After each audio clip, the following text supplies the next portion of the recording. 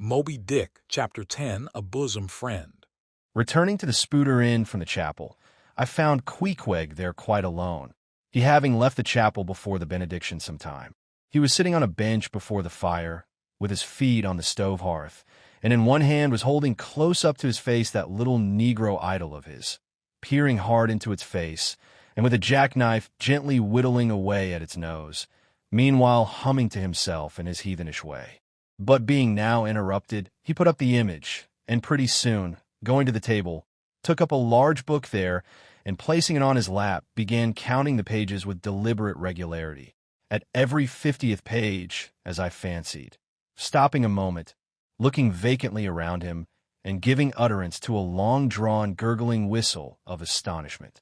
He would then begin again at the next 50, seeming to commence at number 1 each time, as though he could not count more than 50, and it was only by such a large number of 50s being found together that his astonishment at the multitude of pages was excited. With much interest, I sat watching him, savage though he was, and hideously marred about the face, at least to my taste. His countenance yet had a something in it which was by no means disagreeable. You cannot hide the soul. Through all his unearthly tattooings, I thought I saw the traces of a simple, honest heart. And in his large, deep eyes, fiery black and bold, there seemed tokens of a spirit that would dare 1,000 devils. And besides all this, there was a certain lofty bearing about the pagan, which even his uncouthness could not altogether maim. He looked like a man who had never cringed and never had had a creditor. Whether it was, too, that his head being shaved, his forehead was drawn out in freer and brighter relief, and looked more expansive than it otherwise would, this I will not venture to decide. But certain it was his head was phrenologically an excellent one. It may seem ridiculous, but it reminded me of General Washington's head as seen in the popular busts of him. It had the same long, regularly graded retreating slope from above the brows, which were likewise very projecting, like two long promontories thickly wooded on top. Queequeg was George Washington cannibalistically developed. Whilst I was thus closely scanning him, half pretending meanwhile to be looking out at the storm from the casement, he never heeded my presence, never troubled himself with so much as a single glance, but appeared wholly occupied with counting the pages of the marvelous book. Considering how sociably we had been sleeping together the night previous, and especially considering the affectionate arm I had found thrown over me upon waking in the morning, I thought this indifference of his very strange. But savages are strange beings. At times you do not know exactly how to take them. At first they are overawing. Their calm self-collectedness of simplicity seems a Socratic wisdom. I had noticed also that Queequeg never consorted at all, or but very little, with the other seamen in the inn. He made no advances whatever, appeared to have no desire to enlarge the circle of his acquaintances. All this struck me as mighty singular. Yet upon second thoughts, there was something almost sublime in it.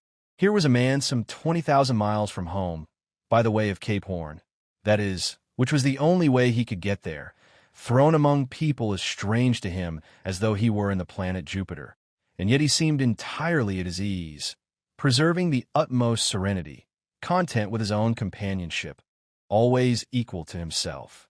Surely this was a touch of fine philosophy, though no doubt he had never heard there was such a thing as that. But, perhaps, to be true philosophers, we mortals should not be conscious of so living or so striving. So soon as I hear that such or such a man gives himself out for a philosopher, I conclude that, like the dyspeptic old woman, he must have broken his digester. As I sat there in that now lonely room, the fire burning low, in that mild stage when, after its first intensity has warmed the air, it then only glows to be looked at, the evening shades and phantoms gathering round the casements, and peering in upon us silent, solitary twain, the storm booming without in solemn swells, I began to be sensible of strange feelings. I felt a melting in me. No more my splintered heart and maddened hand were turned against the wolfish world. This soothing savage had redeemed it. There he sat, his very indifference speaking a nature in which there lurked no civilized hypocrisies and bland deceits. Wild he was, a very sight of sights to see, Yet I began to feel myself mysteriously drawn towards him.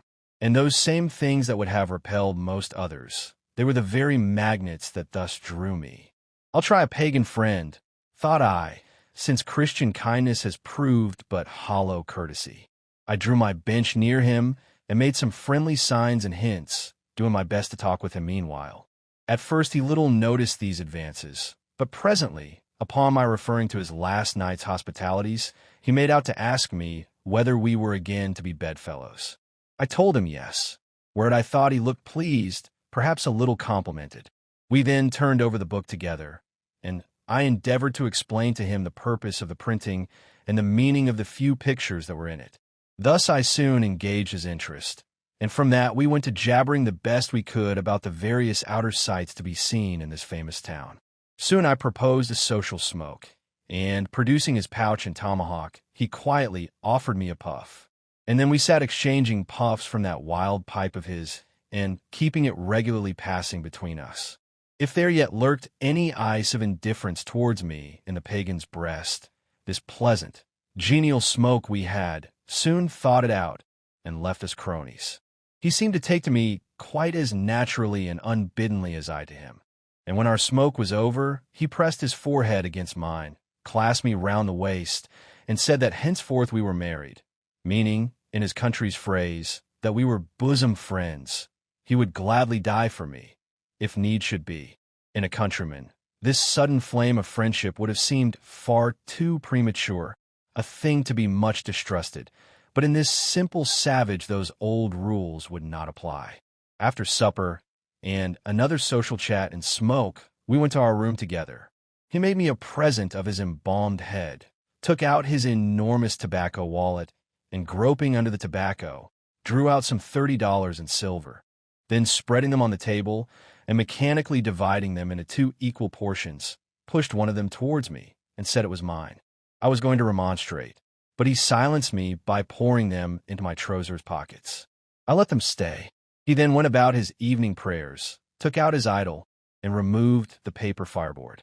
By certain signs and symptoms, I thought he seemed anxious for me to join him, but well knowing what was to follow, I deliberated a moment whether, in case he invited me, I would comply or otherwise. I was a good Christian, born and bred in the bosom of the infallible Presbyterian Church. How then could I unite with this wild idolater in worshipping his piece of wood? But what is worship? Thought I. Do you suppose now, Ishmael, that the magnanimous God of heaven and earth, pagans and all included, can possibly be jealous of an insignificant bit of black wood? Impossible. But what is worship? To do the will of God, that is worship. And what is the will of God? To do to my fellow man what I would have my fellow man to do to me. That is the will of God. Now, Queequeg is my fellow man. And what do I wish that this Queequeg would do to me? Why, unite with me in my particular Presbyterian form of worship. Consequently, I must then unite with him in his. Ergo, I must turn idolater. So I kindled the shavings, helped prop up the innocent little idol, offered him burnt biscuit with Queequeg, salamied before him twice or thrice, kissed his nose, and that done, we undressed and went to bed, at peace with our own consciences and all the world. But we did not go to sleep without some little chat.